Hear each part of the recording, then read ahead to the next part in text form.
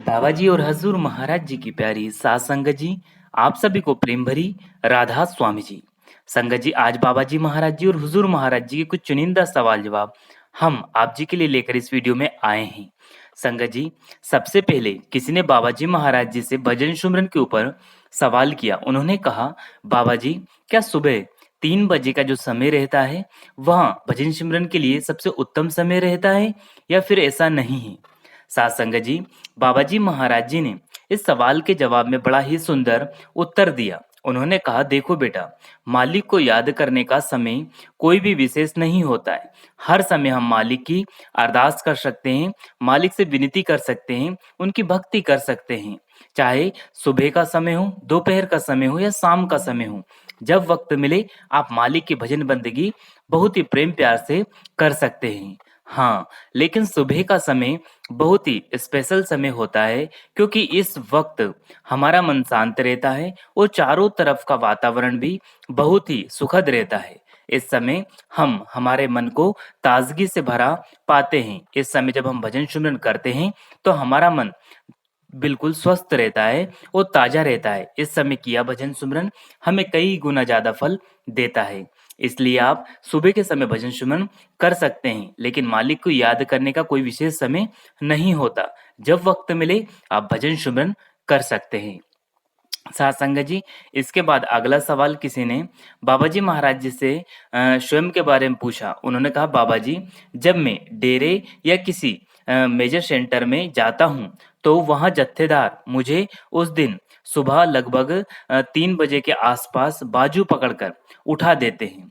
बाबा जी, मेरी आप जी से भी यही अरदास है कि आप भी हर दिन सुबह सवेरे मुझे 3 बजे मेरी बाजू पकड़कर मुझे भजन सिमरन के लिए उठा दिया करें। सासंगा जी, बाबा जी थोड़ा मुस्कुराए और फिर समझाया, देखो बेटा, मैं तो सुबह के 3 बजे सबके पास जाता हूँ और हर दिन जाता हूँ। ऐसा कोई समय नहीं जब मैं उनके अंग संग नहीं होता। और बात सुबह की है तो सुबह 3 बजे मैं हर एक के पास जाता हूँ, लेकिन आप सभी लोग इतनी गहरी नींद में सोते रहते हो कि आपको पता ही नहीं चलता कि मैं कब आया और कब आपके सामने आकर मैंने आपसे कहा कि भाई उठ जाओ, लेकिन फिर भी आप सभी गहरी नींद में सोए रहते हो, किसी को कुछ ख्याल नहीं रहता। तो आप जी से विनती है कि आप सभी जरूर उस पल को महसूस करें और भजन सिमरन में जरूर बैठे। फिर किसी ने बाबा जी से पूछा, बाबा जी, नामदान मिलने के बाद जब हम भजन सिमरन करते हैं और हमें अंदर से कुछ मिलता है, और अगर वह जो मिली हुई कीमती चीज है, अगर हम दूसरों को वह चीज बता दें तो क्या मालिक की बख्शिश खत्म हो जाएगी या फिर मालिक बख्शिश या दाद देना बंद कर देगा? सासंगा जी, बाबा जी महाराज जी ने उन्हें समझाते हुए कहा, ये कैसी बातें हम लोग सोचकर बैठ जाते हैं। बेटा, मालिक के घर तो सिर्फ बख्शिश ही बख्शिश है। वह दाता दयाल है, उसके यहाँ दया मेहर की कोई कमी नहीं। मालिक की बख्शिश कभी खत्म नहीं होती, लेकिन हमें जो मिल रहा है उसको हम हजम करना सीखना चाहिए। बाबा जी ने बहुत ही प्यारा उदाहरण देते हुए समझाया, देखो, अगर हम रोटी खाएंगे और रोटी अगर हजम होगी तभी तो हमारे शरीर को ताकत मिलेगी। अगर हम हजम ही नहीं कर पाए तो चाहे कितनी ही क्यों ना रोटी खा लें, हम ताकत कैसे हासिल कर पाएंगे? इसके बाद किसी ने अगला सवाल बाबा जी से कहा, बाबा जी, मेरा सवाल है, जिस तरह कोई बच्चा पढ़ाई में अगर थोड़ा कमजोर है तो हम उसे किसी न किसी तरह से गाइड करते रहते हैं, उसे समझाते रहते हैं, जिससे कि उसका मन पढ़ाई में लग सके। ठीक उसी प्रकार से आप भी हमें कुछ गाइड करें, जिससे कि हमारा मन भजन सिमरन में लग सके और हम भजन सिमरन कर सके। हम भी आपके बहुत कमजोर बच्चे हैं बाबा जी। सासंगा जी, बाबा जी ने समझाते हुए कहा, देखो बेटा, अभी कोई कसर है क्या? इतना तो समझाता हूँ। यह सुनकर संगत बहुत जोर जोर से हंसने लग जाती है। फिर बाबा जी महाराज जी फरमाते हैं, बेटा, जिंदगी में कुछ चीजें ऐसी होती हैं जो खुद ही को करनी पड़ती है। गुरु का काम होता है सही राह दिखाना। अब उस रास्ते पर चलने के लिए अपने मन को तो आपको खुद को ही टिकाना पड़ेगा। इसमें मैं भला आपकी क्या ही मदद कर सकता हूँ? आगे बाबा जी ने बड़े ही अच्छे तरीके से उन्हें समझाते हुए कहा, अगर बाप अपने बच्चों की उंगली पकड़कर ही उसको चलाएगा तो क्या बच्चे कभी अपने आप चल पाएंगे? बच्चे को तो फिर उंगली के सहारे ही जरूरत पड़ेगी, तभी वो कदम आगे बढ़ाएगा, नहीं तो बच्चे से चला नहीं जाएगा। सात संगत जी, आगे बाबा जी महाराज जी ने एक और उदाहरण देते हुए समझाया कि बहुत ही प्रेम प्यार से हमें आगे बढ़ना है। सात संगत जी, बाबा जी कहते हैं कि उस मालिक पर विश्वास रहे, उसके हुक्म में रहे, सब कुछ ठीक होगा। और मालिक के बहाने में रहकर भजन बंदगी करते चले जाए, सब कुछ ठीक हो जाएगा। फिर किसी ने बाबा जी से सवाल किया, बाबा जी कुछ लोग धर्म बदल लेते हैं, तो क्या ये सही है?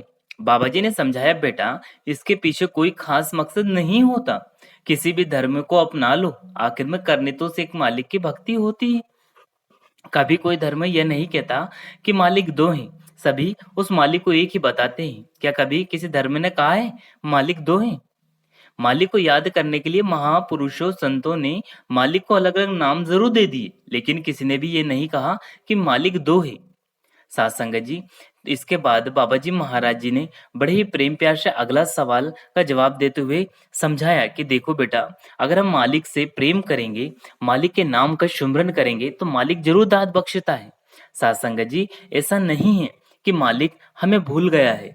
बेटा, मालिक ही एक है जो हमें हर वक्त याद रखता है और हर एक क्षण हमें दाद बख्शता रहता है। जितनी मालिक हमारी संभाल करता है, दुनिया में हमारी संभाल कोई नहीं कर पाता है। साथ संगत जी, इसके बाद अगला सवाल किसी ने अपने माता पिता के ऊपर कहा, बाबा जी मैं चाहता हूँ कि मेरे माता पिता की सेवा में ता उम्र करूँ और उन्हें खुश रखूं।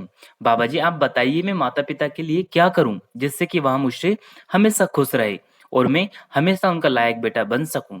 साथ संगत जी, बाबा जी महाराज जी ने कहा, देखो बेटा मैं खुद एक बुजुर्ग हूँ, अब आप ही बताइए कि हमें आपके लिए क्या करना चाहिए ताकि हमारी जो बेटे हैं या बेटियां हैं वो खुश हो जाएं। सासंग जी, यहाँ सवाल का जवाब सुनकर वह लड़का थोड़ा उदास हो गया और मुस्कुराने लगा।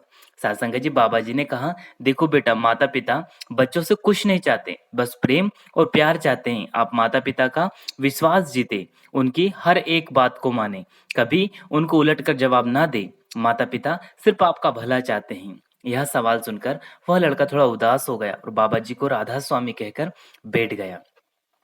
साथ संगत जी, इसके बाद किसी ने अगला सवाल बाबा जी महाराज जी से किया। उसके पहले उन्होंने बाबा जी महाराज जी और हुजूर महाराज जी का धन्यवाद किया। उन्होंने कहा, बाबा जी और हुजूर महाराज जी आपका लख लख धन्यवाद जो आपने आज मुझे यह मौका दिया। मैं बहुत ही खुश नसीब हूँ जो मुझे आज आप जी के दर्शन इतने करीब से हो रहे हैं और आज आपने देखो बात करने का अवसर भी प्रदान किया। बाबा जी मेरा बस इतना ही सवाल है कि मेरे घर पर और मुझ पर खूब सारी दया मेहर करना और मुझे नामदान की बख्शिश करना। बहुत जल्दी मुझे नामदान भी दे देना। सासंगा जी, बाबा जी मुस्कुराए और नामदान के सवाल पर हजूर की तरफ इशारा करते हुए कहा, अब यही जाने कि यहाँ किन्हें नामदान देंगे किन्हें नहीं देंगे। यह सुनकर संगत हंसने लगी। फिर बाबा जी महाराज जी आगे समझाते हैं, देखो बेटा मालिक कभी किसी के साथ पक्षपात नहीं करता। हमें मालिक के हुक्म में रहना है, उसके बहाने में रहना है और हमेशा अच्छे कर्म करना है। मालिक जरूर दाद बख्शेगा। साथ संगत जी, तो यह कुछ सवाल जवाब थे जो बाबा जी महाराज जी और हुजूर महाराज जी के चुनिंदा सवाल जवाब थे। आप जी को यह वीडियो कैसा लगा? अगर वीडियो पसंद आया हो तो वीडियो को लाइक करें, शेयर करें, कमेंट बॉक्स में राधा स्वामी लिखना बिल्कुल ना भूले। और डलहौजी में जो 2 अप्रैल को बाबा जी महाराज जी और हजूर महाराज जी के सवाल जवाब हुए थे, वह आप पिछले वीडियो में देख सकते हैं, सुन सकते हैं।